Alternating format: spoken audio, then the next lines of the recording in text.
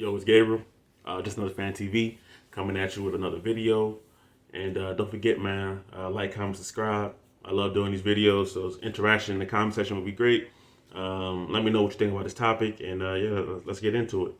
So, as being a Ravens fan, there's kind of been two questions that's always been in our fan base, right? Do we have enough at wide receiver? And when he was playing, was Joe Flacco elite, right?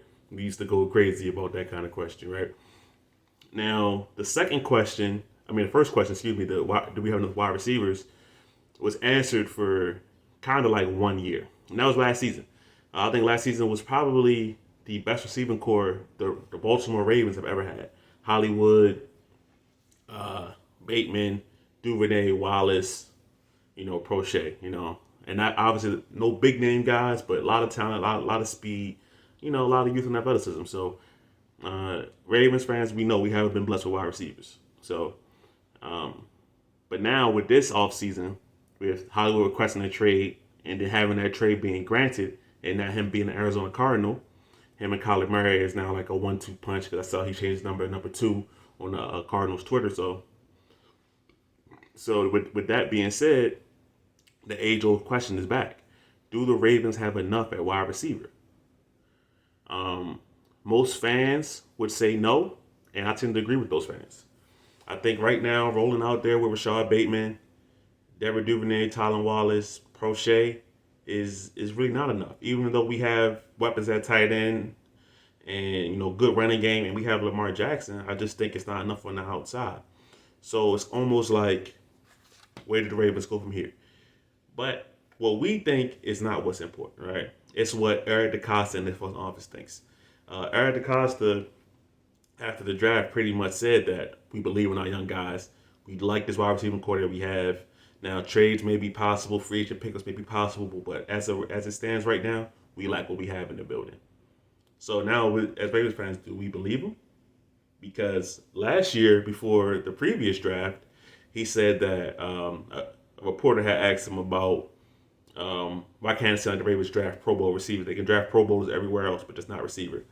And he almost said that it was insulting to our young guys to even mention that. So we've got some really good young receivers. It's insulting to these guys when they hear that we don't have any receivers. It's quite insulting. I'm insulted by it too, to be honest. So he said that, and then went on to draft 2 receivers in that same draft. He drafted Rashad Bateman and Tylan Wallace. So do we take EDC's word with a grain of salt here? Who knows? But that's all speculative. Only thing we do know is that where the Ravens currently stand on the roster, who they have from last year. Now we like Bateman. Every Ravens fan likes Rashad Bateman.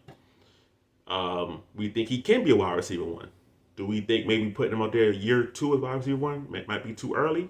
Possibly. But the Ravens are willing to go down that route. But let's say that they don't. Right, I got my phone here. I took down some ideas of who the Ravens could possibly get. So free agent options. There's Julio Jones. Now Julio Jones has long been wanted by Ravens fans. We thought maybe last year was the year that we would get him. Titans ended up getting him. I think they traded a 2nd-round pick for him, maybe a later pick than that. And he didn't perform well for him. I mean, we got to be honest. He was injured most of the year, and when he did play, he didn't do too much. All right. But now, we're being a year older, coming off an injury, this seems like a really, really Ravens type of move to bring Julio Jones into the building. All right, Jarvis Landry, former Miami Dolphin, former Cleveland Brown, now free agent. Didn't think he was going back to Cleveland when he left, but now that Deshaun Watson's there, maybe he'll return. We'll see about that. But to me, Jarvis Landry kind of gives the Ravens another possession guy. And not saying Lamar doesn't need a possession guy and things like that, but I kind of feel like Bateman can fulfill that role. So while I wouldn't be mad at signing Jarvis Landry, it wouldn't be at the top of my list. Okay. Odell Beckham Jr. Now, Odell's intriguing. He was linked to the Ravens during last season after he was released by the Cleveland Browns. And that obviously didn't happen. He ended up signing with the LA Rams, getting Super Bowl ring, so good for Odell. But ended up turning his ACL in that game where it looked like he might have been going to Super Bowl MVP, if we're being honest. But like I said, it didn't happen. So it didn't happen for the Ravens. but he's coming off an ACL injury.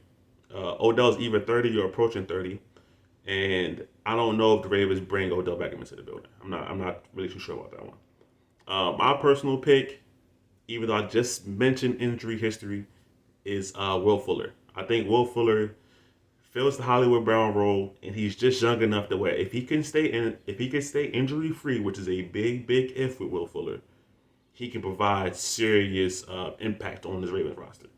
Now, Will Fuller, I think it's about 26, 27 years old, so he still got at least 3-4 years before we you hit 30. They say you fall off a cliff, but other players have disproved that. But he's got a couple years before he even hits that kind of mark.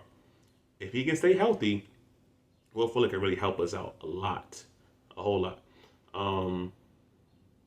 So with his speed, his catch radius, things like that, I think Will Fuller is a prime target for the Ravens in this offseason. But with his injury history, who knows if they'll go for it? I don't think he'll be too expensive because of said injury history. So it's not like you'll have to pay him $8, $9, $10 million. Maybe able to get him something cheaper or even half than that. So we'll see. Trade options. Deebo Samuel's out there. Even though maybe he's patching up with 49ers, they're saying that he followed them back on Instagram. Who cares about who follows and who unfollows who? But that's what the news is nowadays, right? DK Metcalf is out there. Supposedly, he's never requested a trade. It's just it seems like he's available, but we don't really know. And Terry McLaurin is out there, Washington Commanders. Same thing. He wants to get paid, presumably. I mean, he was a third, fourth round pick, so his time is up to get paid. Will that happen? I think the Commanders will pay him, so I don't see Deebo, DK, or Terry McLaurin becoming Baltimore Ravens, right? So not happening. Now the Ravens fans love to mention Antonio Brown. Not happening. I'm sorry.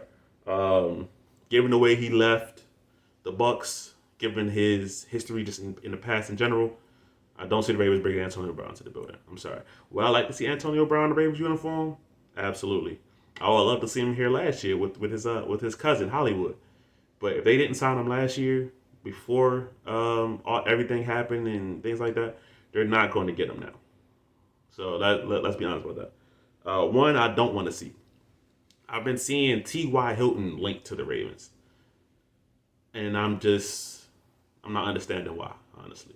T.Y., good receiver, playmaker, all of that.